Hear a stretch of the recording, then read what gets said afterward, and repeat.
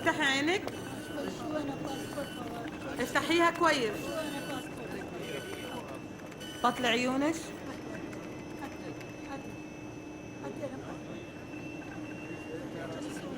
خلاص روحي.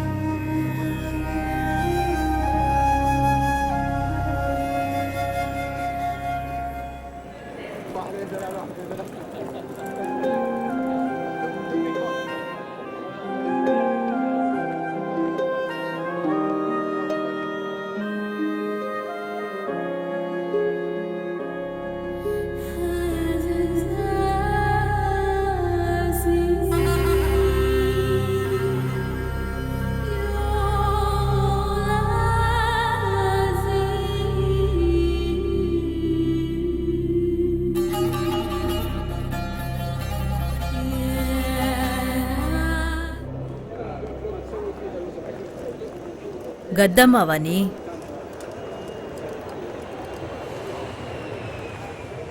கத்தம்மா விசாதான் எனக்கும். 5-6 வருஷமா நான் இங்கே தான் இருக்கேன். எனக்கு இங்க வேலை செய்ய முடியாம போனதும் திரும்பவும் ஊருக்கே போயிட்டேன்.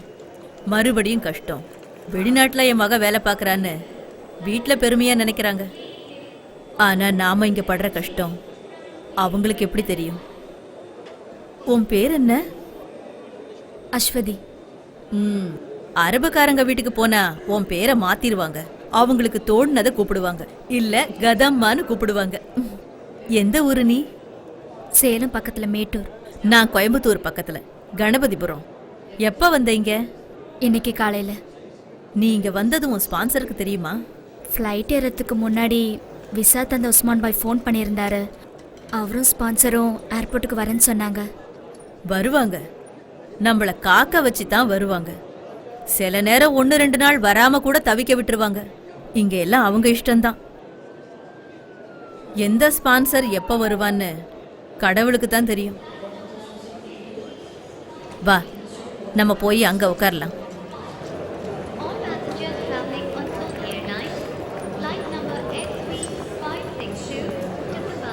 அவங்களும் கதாமா தான், வேற வேற நாட்டிலேருந்து வந்திருக்காங்க. நீயும் இப்போ எங்கள ஒருத்தி தான், வேலைக்காரி. ஏர்போர்ட்லேருந்து வெளியில போனதும் நம்ம ஊர் மாதிரி பொண்ணுங்க புடவையில சவுதியில நடமாட முடியாது. முஸ்லீம் இல்லைனாலும் இங்க பர்தா போட்டாகணும். இதா இந்த ஊர் சட்டம். இந்தா இத போட்டுக்கோ. இங்க பொட்டு கூட வைக்க கூடாது, அழிச்சிரு.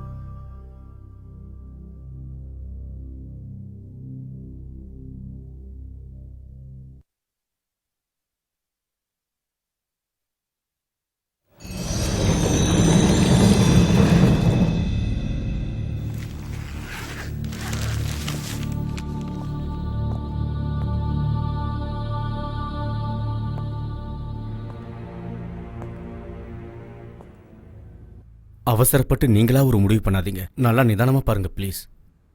ரியாவுல இருந்து தமாம் போற ரோட்ல பாடி கிடைச்சதா போலீஸ் ரெக்கார்ட்ல இருக்கு. பாஸ்போர்ட் ஐடி எதுவுமே சம்பவ இடத்துல கிடைக்கல. இப்படி ஏதாவது ஒன்று கிடைச்சிருந்தா கூட பாடியை சொந்த ஊருக்கு அனுப்பி வச்சிருக்கலாம். எப்படியும் கிடைச்சி 2-3 மாசம் இருக்கும்ல? இருக்கும். இடது கையில ராமுன்னு இந்தியில பச்சை குத்தி இருக்கு. அதை வச்சுதான் தோழரை இந்தியன்னு முடிவு பண்ணிருப்பாங்க. பெங்காலியோ யூபியோ பீகாரோ யாரா இருந்தாலும் அடையாளம் தெரியாம இங்க செத்தா அவங்கள இவங்க கூப்பிடுறது அன்னோன் இண்டியன். ஃபோட்டோ பார்த்து சந்தேகம் வந்தது உண்மைதான். எனக்கு தெரிஞ்ச ஆளுக்கு அவன் மூக்குக்கு கீழே ஒரு மச்சம் இருக்கும். இவனுக்கு அது இல்லை. மச்சம் இல்லைன்னு மேலோட்டமா முடிவு பண்ணிடாதீங்க. உடம்பு முழுக்க தரவா செக் பண்ணிடலாமே. நல்லா ஊத்து பார்த்தா மட்டும் இல்லாதது இருக்கவா போகுது. ரசாக் சாருக்கு சொந்தமாக பிஸ்னஸ் கடன் இருக்குல்ல. கால் காசுக்கு பிரயோஜனம் இல்லாத இதெல்லாம் ஏன் எடுத்து செய்கிறீங்க? கொஞ்ச நாள் போயிருச்சுன்னா இவரை தேடி இங்கே யாரும் வரலின்னா நாங்களே அடக்கம் பண்ணிடுவோம். உண்மைதான். இருந்தாலும் ஏதோ ஒரு ஊர்ல தோழரோட அழைப்புக்காகவும் அவர் அனுப்புற பணத்துக்காகவும் காத்துக்கிட்டு இருக்கிற பேரண்ட்ஸ் இருப்பாங்கல்ல.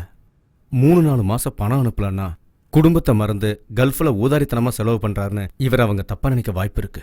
பெத்தவங்களோட சாபத்துக்கு என்னைக்கும் பிள்ளைங்க ஆளாகக்கூடாது. அதுக்கான முயற்சி தான் ரமேஷ்.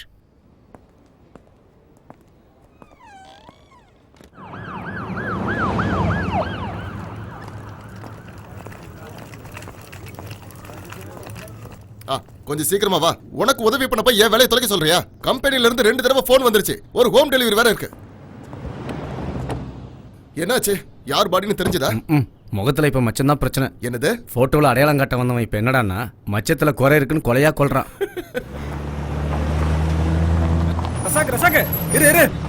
இப்ப எதுல குத்தம் கண்டுபிடிச்சானா? உள்ள நீங்க தெரியலன்னு சொன்னாலும் உங்க மனசாட்சி உங்களை உறுத்துச்சு தானே. அப்போ நான் தேடி வந்த தோழர் தானே அது. செத்தவன் யாரா இருந்தா எனக்கு என்ன? தமாம்ல இருந்து ரியாத்துக்கு டாக்ஸி எடுத்துட்டு வந்திருக்கேன். 150 ரியால். யார் தருவா? நீ தான் தரணும். 150 ரியாலா? டாக்ஸி எங்க அப்பனோடது இல்ல ரசாக்கு.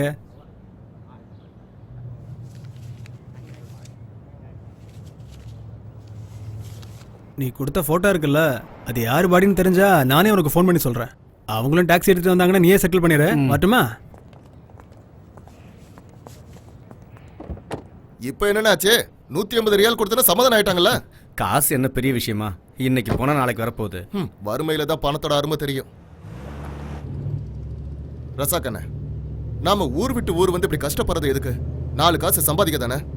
குடும்பத்துக்கு செலவு பண்ண வேண்டிய காசை இப்படி ஊருக்கெல்லாம் இறக்கிறீங்களே. அப்படி இல்லை வரதா. என் குடும்பம் மாதிரி நினைச்சு இல்லாதவங்களுக்கு செலவு பண்ணதுல ஒரு தனி சுகம் இருக்கு. அதெல்லாம் சொன்னா புரியாது, அனுபவிச்சாதான் தெரியும். ஓ, நான் எதுவும் சொல்லல. எது பண்றதா இருந்தாலும் நல்லா யோசனை பண்ணிக்கோங்க. அஜிச்சோ, அம்மா இன்னைக்கு இந்தியாவுக்கு திரும்பி போறேன்னு சொன்னாங்க, மறந்தே போயிட்டேன். ஒரு நிமிஷம். ஹலோ, இங்க பாருங்க, காலையில இருந்து அம்மா பெட்டி படிக்கையோட காத்துட்டு இருக்காங்க. உங்க கூட கொஞ்சம் டைம் ஸ்பெண்ட் பண்ண ஆசைப்படுறாங்க. நீங்க எப்பதான் வீட்டுக்கு வருவீங்க? எப்பவும் போல லாஸ்ட் மினிட்ல இன்னைக்கும் அம்மா கிளம்புறப்பதான் வருவீங்களா? நான் வந்துகிட்டே இருக்கேன். சரிண்ணா, அம்மாவை டென்ஷன் ஆகாம கொஞ்சம் பொறுமையா இருக்க சொல்லு. சலீம் கிட்ட பேசினேன், வீட்டுக்கு தான் வந்துட்டு இருக்கானா. நீங்க வேகமா வாங்க. டே ரசாக்கோ, நம்ம பக்கத்து வீட்டு மும்தாஸ் இல்ல, அவ என்கிட்ட குங்குமப்பூ வேணும்னு கேட்டா. நான் மறந்தே போயிட்டேன். அப்புறம் நல்ல பேரிச்சம்பழம் கிடைச்சா வாங்கிட்டு வா. சவுதியில இருந்து ஏதாவது விசேஷமா வாங்கணும்னு இன்னைக்கு கூட காலையில போன்ல பேசும்போது ஜமீலா தாத்தா சொல்லிக்கிட்டே இருந்தாரு. சரிம்மா, வாங்கிட்டு வரேன். விமானத்துக்கு போறதுக்கு நேரம் இருக்கு, நீ பாட்டுல சாவகாசமா இருந்துராத. நேரத்துல கிளம்பி வா. அம்மாவுக்கு உன் பக்கத்துல உட்காந்து உன்கிட்ட பேசிக்கிட்டு இருக்கணும்னு எவ்வளவு ஆசையா இருக்கிறேன். நீங்க போனை வைங்க, கொஞ்ச நேரத்துல வர்றேன். டேய் வரதா, நமக்கு ஃப்ரைடே மார்க்கெட்ல கொஞ்சம் வேலை இருக்கு. ஹலோ, எப்போ? என்ன சொல்றீங்க? இதோ கண்டிப்பா இப்போ வந்துடுறேன்.